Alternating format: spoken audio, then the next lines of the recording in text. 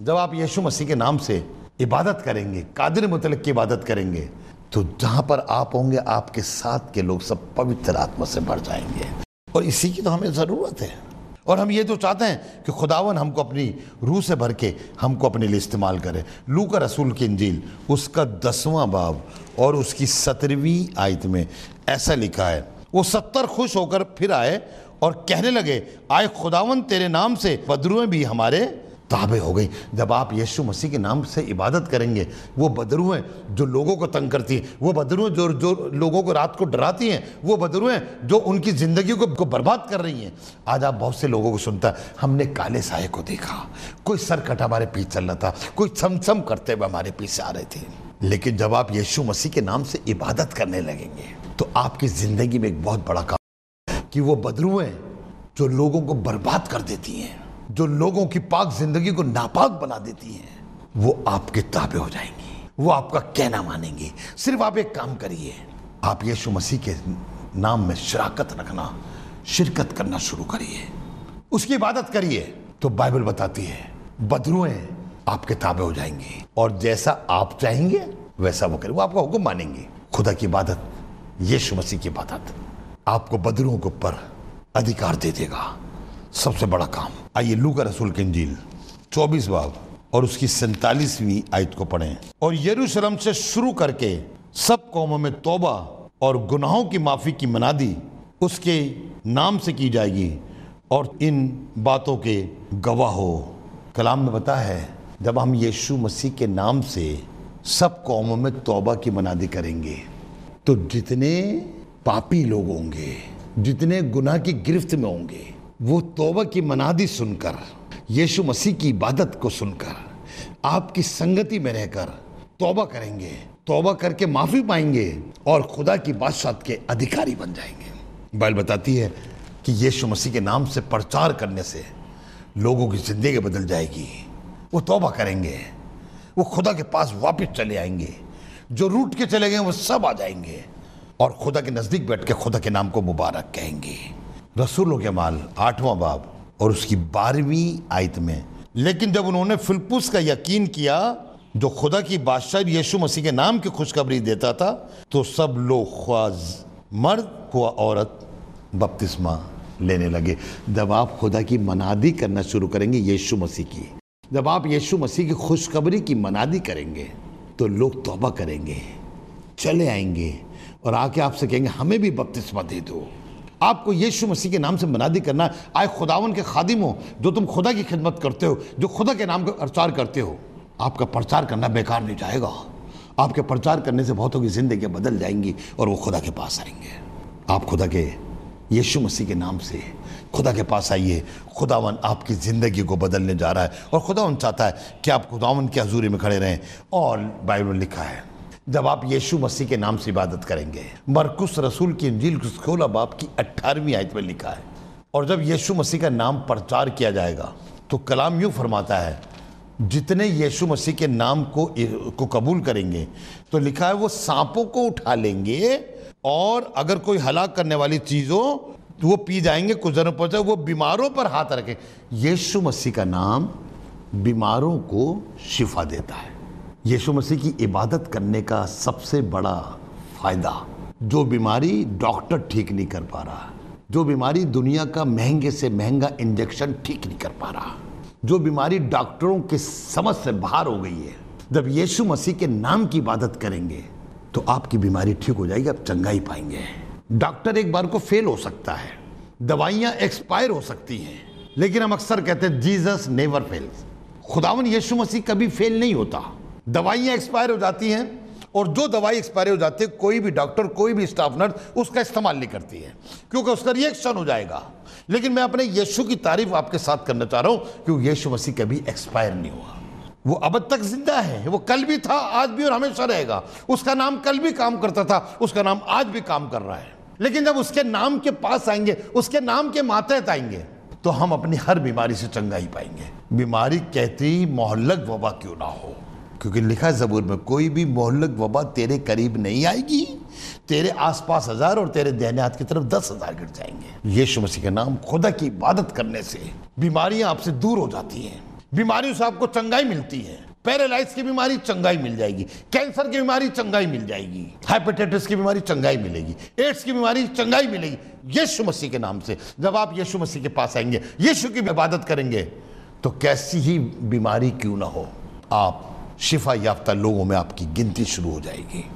सिर्फ खुदावन यीशु मसीह का नाम लेके इबादत करना शुरू करिए। खुदावन यीशु मसीह के नाम से अपनी जिंदगी को तरोताजा करिए, तो खुदावन आपको बरकत देने जा रहा है। आगे थोड़ा सा आगे बढ़ें।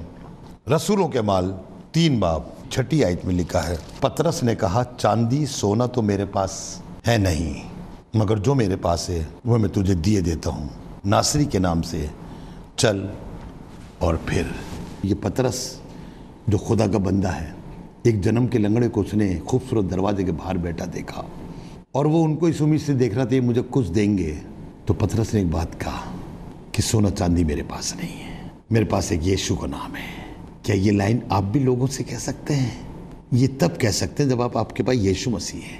अगर आपके पास यीशु मसीह है तो आप किसी दूसरे के लिए दुआ करेंगे तो आपकी दुआ मान ली जाएगी। अपनी जेब में यीशु, अपने सोने चांदी को मत रखिए, अपने जीवन में अपने यीशु मसीह को रखिए।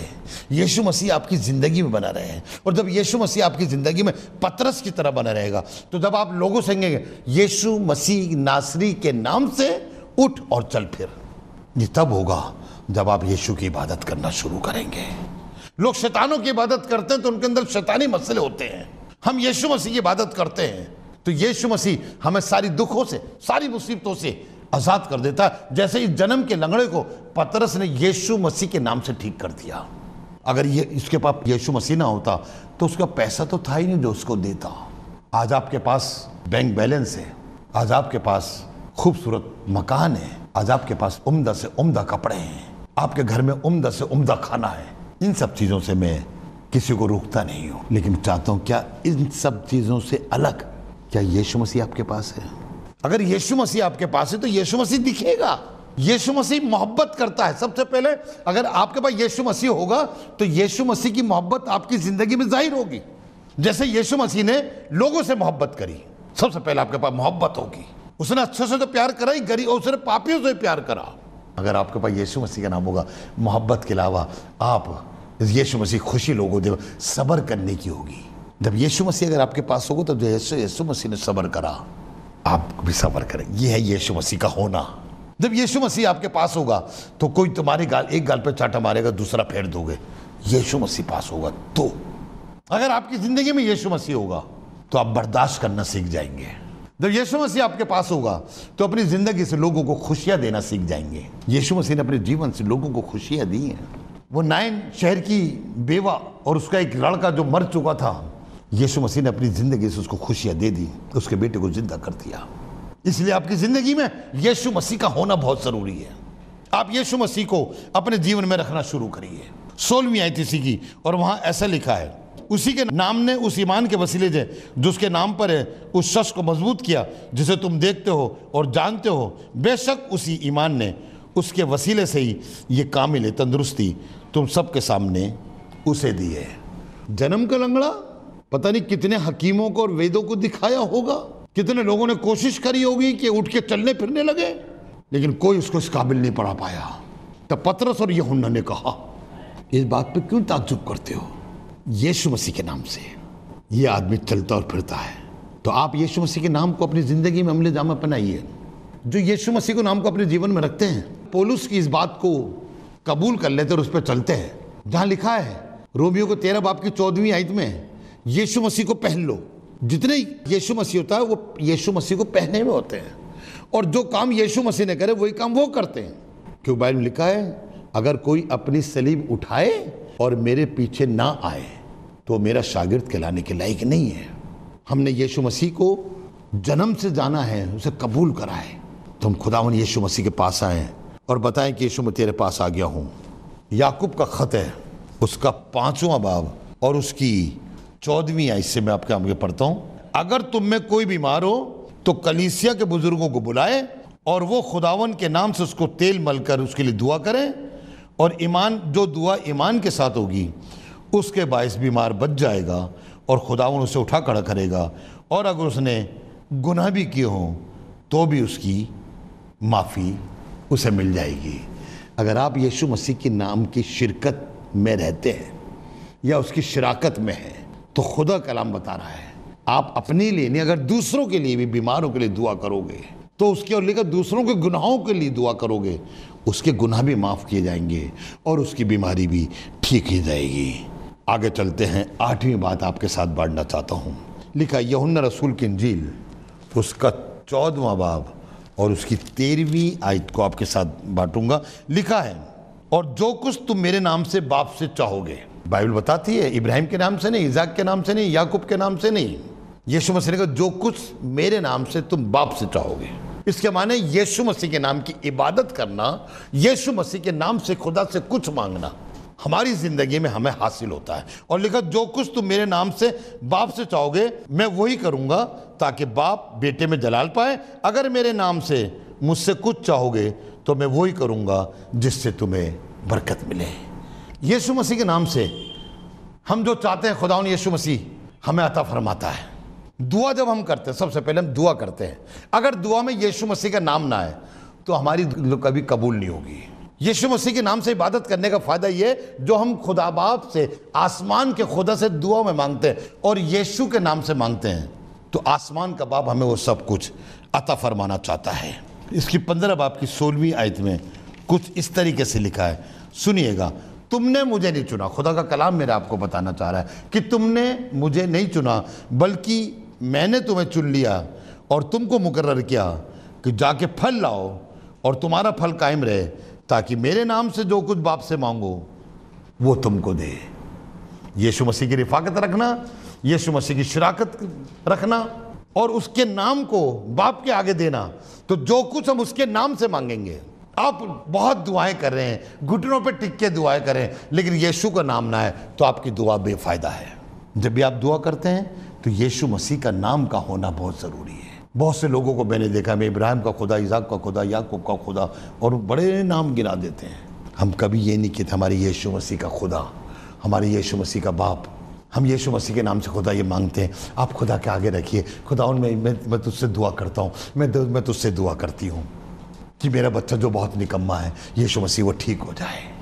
लो मेरे घर में रोज़गार नहीं है, मैं यीशु मसीह के नाम से दुआ करता हूँ या करती हूँ, खुदा मुझे रोज़गार मिल जाए। खुदा बाप आपको सब कुछ अता फरमाने के लिए तैयार है, लेकिन यीशु मसीह के नाम से, यीशु मसीह के नाम से आपको ज़िंदगी की हर खुशी हासिल हो सकती है। यीशु मसीह के नाम से आप ऊंचाइयों का जीवन हासिल कर सकते हैं। आज जब हम आगे चलेंगे तो 16 बाब और उसकी 23वीं और 24वीं आयत में लिखा है, अब तक तुमने मेरे नाम से कुछ नहीं मांगा, अब तक मेरे नाम से तुमने कुछ नहीं मांगा। और आगे लिखा है, मैं तुमसे सच सच कहता हूं, अगर बाप से कुछ मांगोगे तो वो मेरे नाम से तुमको देगा। हम आसमान के बाप से तो खुदा बाप ये कर दे, खुदा बाप ये कर दे, खुदा बाप ये कर दे, आमीन नहीं, यीशु मसीह के नाम से। जब हम खुदावन यीशु मसीह के नाम से दुआ करते हैं तो खुदावन हमारी हर दरख्वास्त को, हर उस बात को जो हम खुदा से कह रहे हैं वो सुनने के लिए तैयार है। इफ्सियों का ख़त उसका 5वां बाब और उसकी 20वीं आयत में कुछ ऐसे लिखा है, हमारे खुदावन यीशु मसीह के नाम से हमेशा खुदा बाप का शुक्र करते रहो। अगर आपने खुदा का शुक्रिया दिया पेश करना है तो उसमें यीशु मसीह का नाम होना बहुत ज़रूरी है। जब आप यीशु मसीह के नाम से खुदा को थैंक्स कहेंगे तो खुदावन आपकी शुक्रगुजारी की कुर्बानी को कबूल कर लेगा। यीशु मसीह के नाम के ज़रिए से खुदा को अपनी हर बात को रखें, शुक्रिया करें, तो खुदावन आपकी शुक्रिया को कबूल करने के लायक है। क्योंकि इब्रानियों को 13 बाब और उसकी 15वीं आयत में ऐसा लिखा है, सुनिएगा, बस हम उसके वसीले से हमद की कुर्बानी, किसके वसीले से? यीशु मसीह के वसीले से। बस हम यीशु मसीह के नाम से, बस हम यीशु मसीह के नाम से इबादत करने से, हम यीशु मसीह के नाम से हमद की कुर्बानी, यानी उन होठों का फल जो उसके नाम का इकरार करते हैं, खुदा के लिए हर वक्त चढ़ाए करें। आप खुदा को अपनी कुर्बानी देने जा रहे हैं तो आप यीशु मसीह के नाम से अपनी हर हमद की कुर्बानी, शुक्रगुजारी कुर्बानी, कैसी कुर्बानी क्यों ना हो, यीशु मसीह के नाम से देना शुरू करें, तो खुदा बाप आपकी हर कुर्बानी को कबूल करने के लिए तैयार है। खुदा बाप आपको ज़िंदगी में बरकतों से भरना चाहता है। आखिरी चीज़ जो आपके सामने बांटना चाहता हूँ जिससे आपको बरकत मिलेगी, लूका 11 बाब उसकी 13वीं आयत में, बस जब तुम बुरे होकर अपने बच्चों को अच्छी चीजें देना जानते हो तो आसमानी बाप अपने मांगने वाले को रूल कुदूस क्यों ना देगा। अगर हम यीशु मसीह की इबादत करते हैं, यीशु के नाम से खुदा से कुछ मांगते हैं, तो कहिए आप खुदा से रूल कुदूस मांगे। ये मेरे और आपकी ज़िंदगी के लिए निहायत ज़रूरी है। अगर जितने मेरी आवाज़ को सुनने, जितने मेरी बात को सुनने, अगर आपके पास पवित्र आत्मा नहीं है तो आज ही खुदा से मांगिए, घुटनों पे टिक जाइए, रोज़ा रखिए और कहिए खुदा बाप तू मुझे पवित्र आत्मा का दान दे। मैं इसलिए कह रहा हूँ, जब पवित्र आत्मा आएगा, जब रूल कुदूस तुम पर आएगा तो तुम कुव्वत पाओगे। मैं दुनियावी कुव्वत की बात नहीं कर रहा हूँ आपसे, मैं आपसे आसमान की कुव्वत की बात कर रहा हूँ। जब रूल कुदूस आपको मिलेगा तो आप वो कुव्वत पाएंगे और उस कुव्वत के ज़रिए से आप खुदा के लिए गवाही का सबब बनेंगे। बगैर कुव्वत के आप कुछ नहीं कर सकते। और कुव्वत यानी खुदा की रूह जो मेरे और आपकी ज़िंदगी में मौज़े दिखाने की ताकत देती है, बीमारों को ठीक करने की चंगाई देती है, मुर्दों को जिंदा करने का असर देती है, पवित्र आत्मा। और बगैर पवित्र आत्मा पाए आप खुदा की बादशाहत में दाखिल नहीं हो सकते। पवित्र आत्मा का होना ज़रूरी है। अगर साउल के पास पवित्र आत्मा होता तो वह आत्महत्या न करता। वजह यही है कि पवित्र आत्मा उससे छिन गई, और जब पवित्र आत्मा छिन गई तो उसे आत्महत्या करने पे मजबूर होना पड़ा।